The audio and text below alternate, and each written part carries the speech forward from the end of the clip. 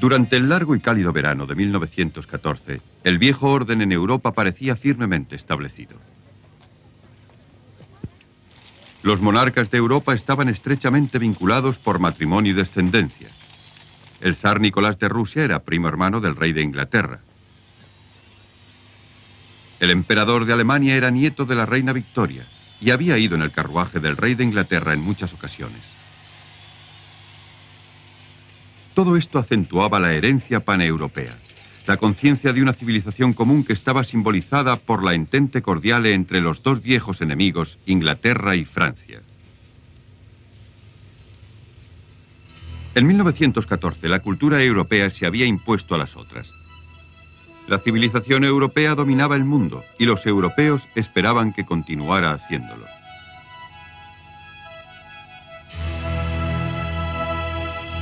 Pero la misma Europa estaba muy lejos de estar unida. Gran Bretaña y Francia eran las dos potencias imperiales dominantes y Alemania e Italia estaban ansiosas de darles alcance. El resto de Europa era un rompecabezas de querellas y celos nacionales. Alemania representaba la historia del éxito de la Europa moderna. Su población se había duplicado entre 1870 y 1914 y en este mismo año su producción de hierro y acero era mayor que la del resto de Europa.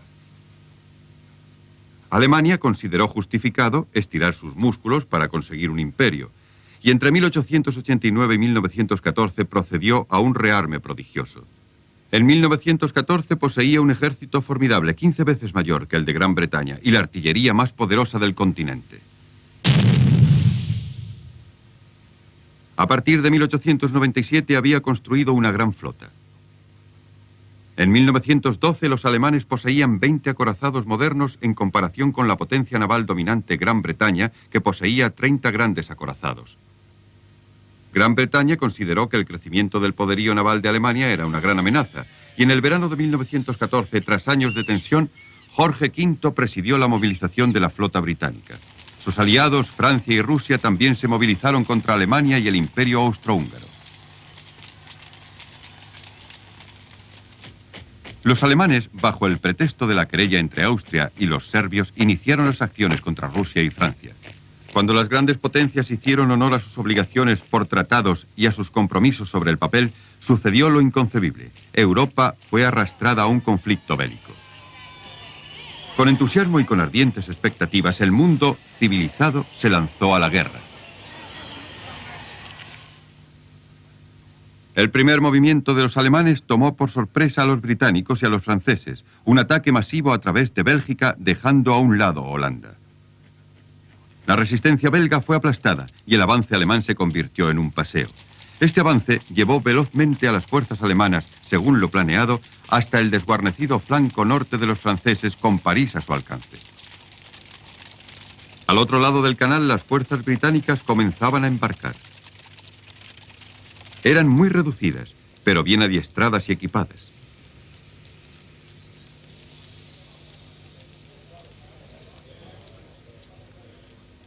En París, el sentimiento antialemán produjo tumultos. Las tiendas de los alemanes fueron objeto de saqueos y pillaje, y el público francés fue deleitado con historias de terror sobre las atrocidades de los alemanes en Bélgica.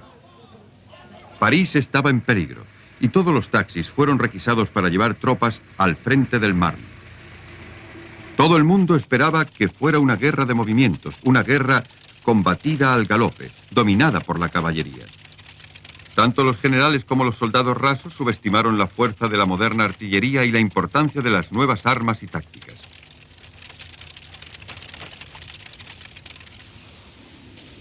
En las primeras batallas de la Primera Guerra Mundial, ambos bandos lanzaron sus tropas a una prueba muy severa.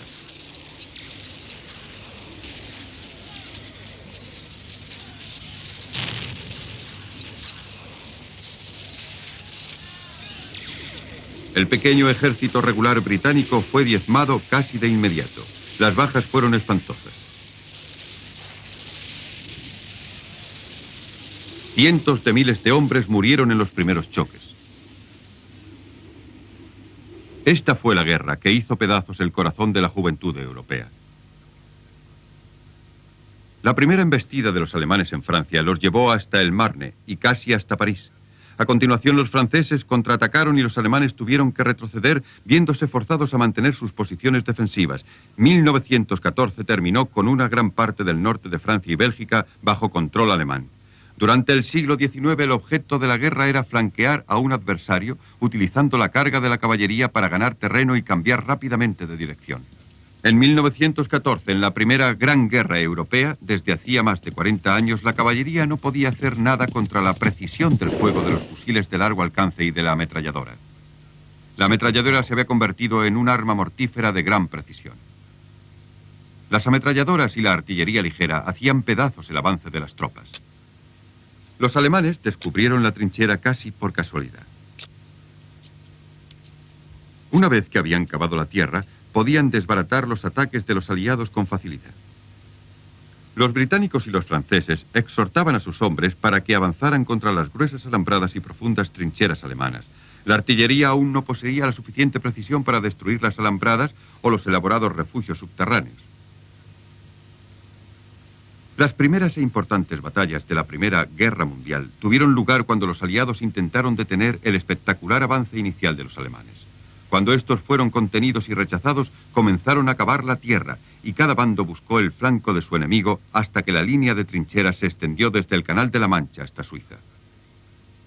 Después de la batalla de Ypres, en el otoño de 1914, ambos bandos reconocieron que ninguno de los dos podía flanquear al otro. Ypres había sido el centro de la civilización flamenca y una de las más bellas ciudades medievales de Europa, pero se convirtió en la puerta de entrada hacia las trincheras. Siegfried Sassoon, el poeta británico de la guerra, escribió: ¿Quién recordará al cruzar esta puerta a los muertos sin gloria que aquí fallecieron?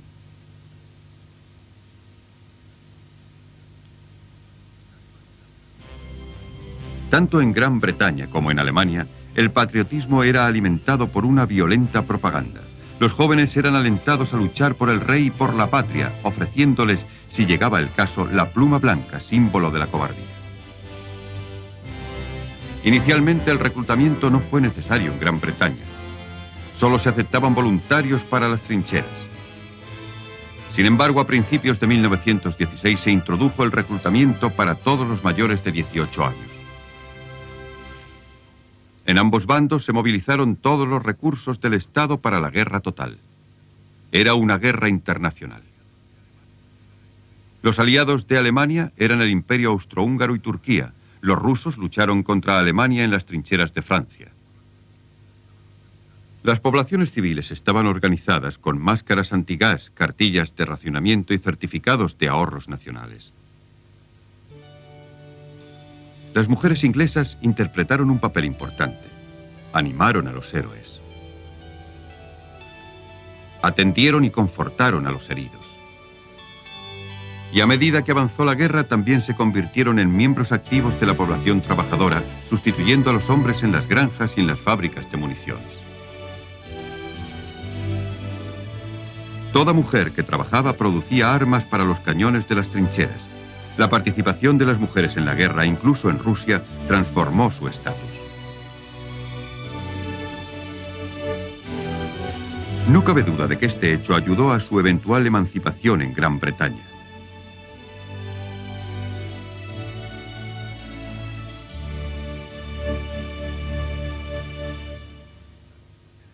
En el frente oriental, el éxito inicial de Rusia fue seguido de una contraofensiva alemana que llevó a los rusos a una derrota aplastante. En 1915, una nueva ofensiva alemana llevó a la conquista de una gran parte de Polonia. Durante 1916, los rusos contraatacaron y reconquistaron algún terreno.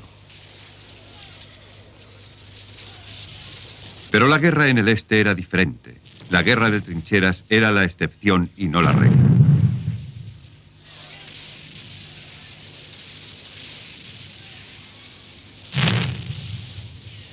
Era una guerra móvil, de veloces movimientos en los que los alemanes eran maestros. Después de 1916, los rusos apenas consiguieron mantener su terreno. En Flandes, la línea de trincheras del frente había sido emplazada ya a finales de 1914, Detrás de la línea del frente, una multitud de trincheras de comunicación, de trincheras de reserva y de trincheras hospitales fueron cavadas y defendidas. Se trataba de unas estructuras defensivas inmensamente poderosas en las que no podían abrir brecha los ataques de la infantería. El resultado principal de las repetidas batallas en Flandes para la gente fue una tierra de nadie repleta de cadáveres. Esa parte del norte de Francia aún está plagada de desperdicios mecánicos de la Primera Guerra Mundial. Cada vez que se cava se encuentran restos de los muchos hombres que allí murieron. En la batalla del Somme, el primer día, 60.000 soldados británicos resultaron muertos o mutilados. 350.000 soldados franceses y 300.000 alemanes murieron en las diferentes batallas de Verdún. Más de 8 millones de muertos y desaparecidos, incluidos civiles, en 4 años de guerra. Entre 1915 y 1917, ninguno de los dos bandos logró realizar ninguna acción significativa o ganar terreno.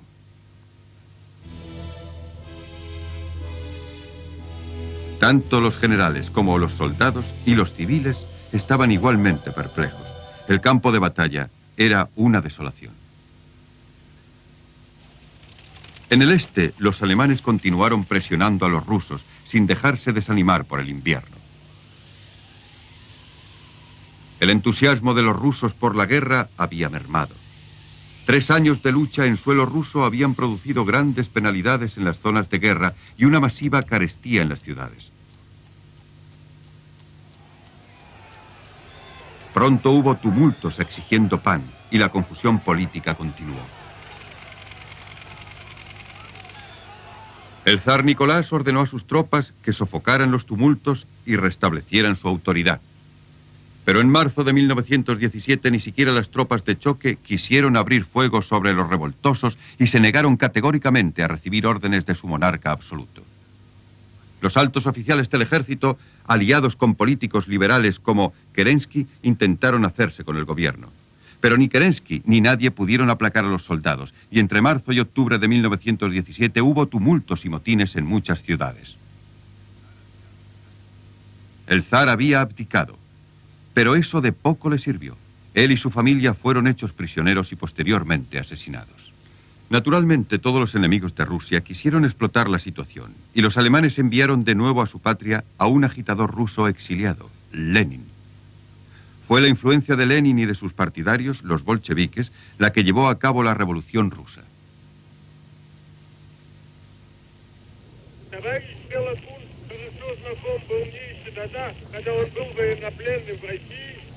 Lenin, cuyo nombre real era Vladimir Ilich Ulyanov, era el heredero de una antigua tradición rusa. Su vigor intelectual estaba combinado con el entusiasmo por la política violenta y radical.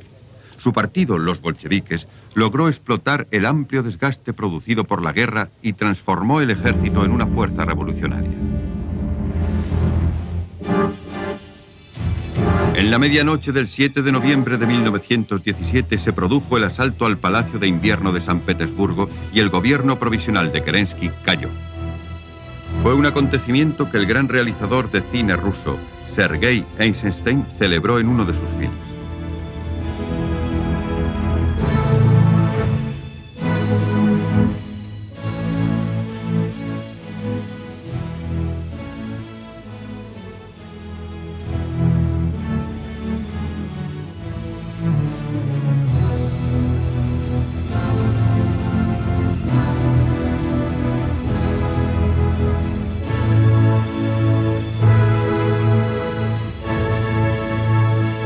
Después de la revolución, los bolcheviques controlaron las principales ciudades de Rusia, pero necesitaban pacificar y controlar las áreas rurales y los territorios orientales. Mientras tanto, los alemanes invadieron la Rusia occidental, estableciendo nuevos estados satélites en las áreas que habían conquistado. Los rusos no pudieron hacer frente a la embestida de los alemanes y retrocedieron abandonando Polonia, Ucrania y los estados bálticos. Con el Tratado de Brest-Litovsk, en marzo de 1918, los rusos firmaron la paz con los alemanes y abandonaron a sus aliados Gran Bretaña y Francia. Esto permitió a los generales alemanes concentrarse en el frente occidental y en marzo de 1918 avanzaron para intentar ganar la guerra en una acción repentina. Al principio, la campaña de Ludendorff fue coronada por el éxito. Pero las defensas de los aliados resistieron y Ludendorff no logró romperlas. Con el tiempo, las tropas británicas y francesas llevaron a cabo un afortunado contraataque. La campaña de Ludendorff agotó las reservas alemanas en un momento en que los aliados disponían de recursos casi ilimitados. Un nuevo aliado, América, había entrado en guerra tras un largo periodo de vacilación en abril de 1917. América había decidido que no podía permitir que Alemania dominara a la totalidad de Europa y tal vez a Rusia. Los alemanes habían hundido el Lusitania y otros buques americanos que transportaban suministros a Gran Bretaña. Un nuevo ejército americano se puso al lado de los canadienses, australianos, neozelandeses y otros soldados de la Commonwealth, que ya habían luchado con arrojo a lo largo de la guerra. En esta época, la artillería aliada estaba a la par con la alemana. Poseía la suficiente precisión como para romper las alambradas y vaciar las trincheras de la línea del frente sin dejar impracticable la tierra de nadie y sin avisar al enemigo en qué lugar podía esperarse su ataque.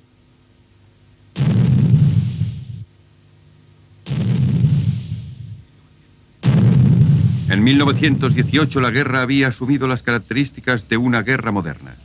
Se utilizaba la radio y los aeroplanos. Se disponía de tanques para derribar las estructuras defensivas y abrir camino a la infantería.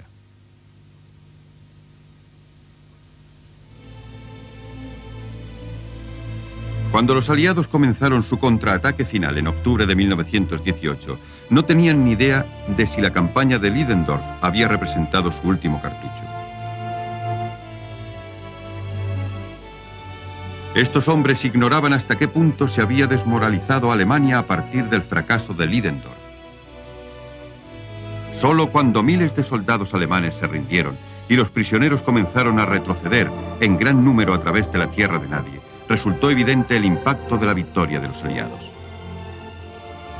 Cuando las trincheras fueron vaciadas de los heridos y de los muertos y se calcularon las vidas humanas perdidas, pudo evaluarse el impacto de esta guerra devastadora. La guerra que debía acabar con todas las guerras. Las consecuencias de la guerra.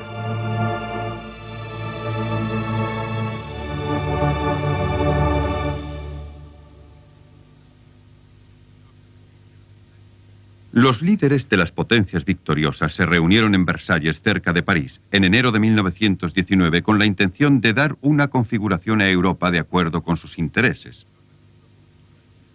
Los vencidos no fueron consultados, y cuando tuvo lugar en Versalles la ceremoniosa firma del tratado en junio de 1919, Alemania y sus aliados fueron obligados a aceptar las condiciones dictadas sin negociación.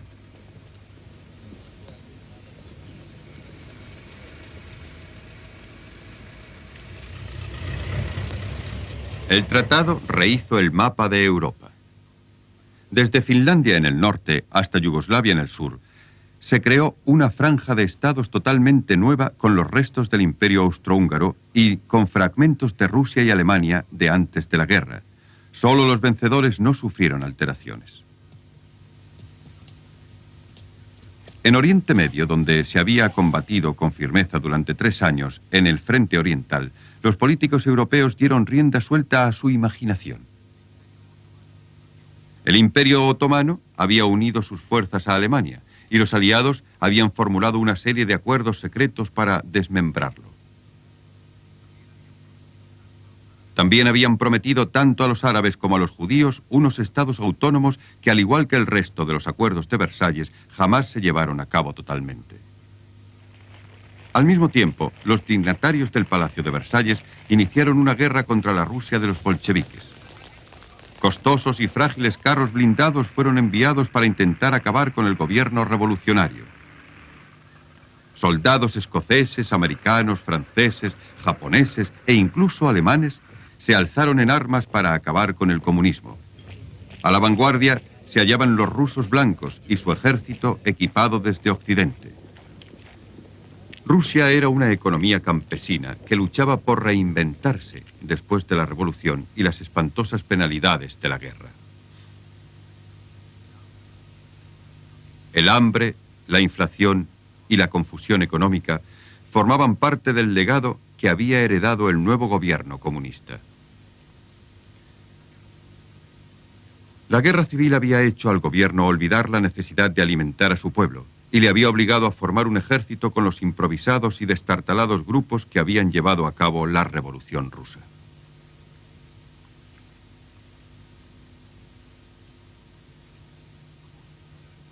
De ningún otro modo podía defenderse la revolución de los golpes que intentaban asestarle los rusos blancos y las potencias occidentales a comienzos de los años 20.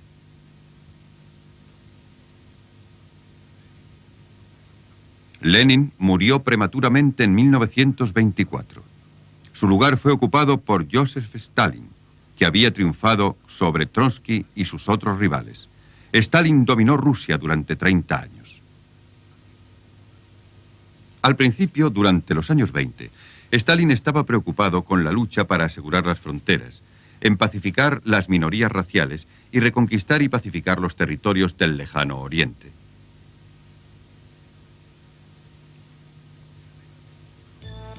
En América, al otro lado del mundo, la consecuencia de la Primera Guerra Mundial fue una década de espléndida prosperidad. Parecía como si América hubiera heredado toda la inventiva y la alegría de vivir de la Europa prebélica. Las bellas bañistas de Marseille posaron para la cámara de cine en la playa. Incluso en las ciudades había o parecía haber de todo, suficiente para todos. Los años 20 fueron la década de la prohibición, un intento para suprimir la fabricación y el consumo de alcohol en América.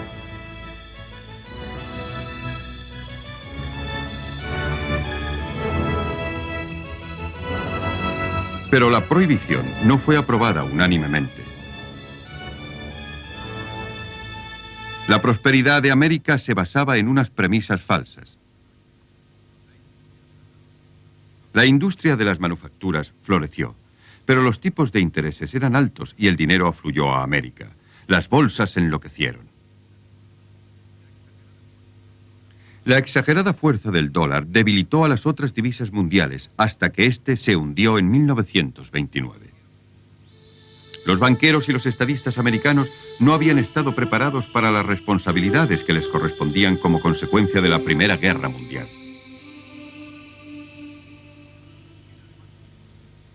En Alemania, el principal país vencido, los años 20 trajeron un caos muy similar a la anarquía. El Kaiser había sido depuesto y se había fundado una república democrática, pero la gente se moría de hambre y la moneda alemana había perdido completamente su valor. La economía alemana se había consumido con una inflación galopante. Estas eran las circunstancias al comienzo de los años 20, cuando Adolf Hitler, con la ayuda de políticos y estadistas alemanes conservadores, lanzó su movimiento revolucionario nacionalsocialista, los nazis.